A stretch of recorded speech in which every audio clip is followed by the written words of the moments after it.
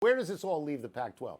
It leaves them exactly nowhere. Right. The exact same position as the Big 12, exactly nowhere, wondering how they could have fallen on their faces quite like this. And that's what is driving talks between those two conferences, because their commissioners over some long period of time have killed them.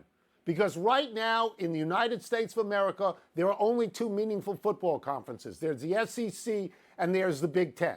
That's all. What the Big Ten did under the cover of darkness was they reacted to Texas and Oklahoma going to the SEC. And they said, we can't get left behind. We got to go get the two most attractive football teams in the country that are not affiliated with us or the SEC. And those two teams are UCLA and USC, Southern California. And I would tell you one other thing, Mike. I would tell you that right now, the only two teams that matter as to where they're going to end up that are not yet in the SEC or the Big Ten are Notre Dame and Clemson.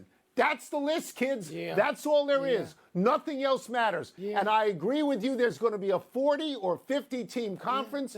There's geographically separated, top 8 teams to the playoffs, national champion crowned and paid for by television. And this eliminates That's what's coming. Any geographic or tribal feeling about college basketball. Because college basketball is now reduced to March.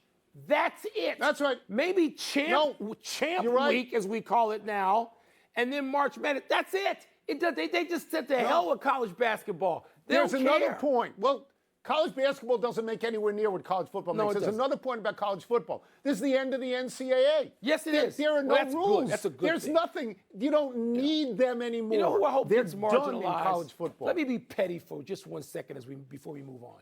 Notre Dame.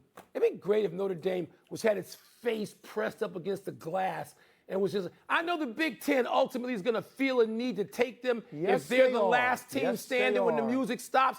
But I'd love Notre Dame to just be standing there with his face against the glass and nowhere to go. Notre Dame and Clemson are the only two more teams that matter. That's it. You're right.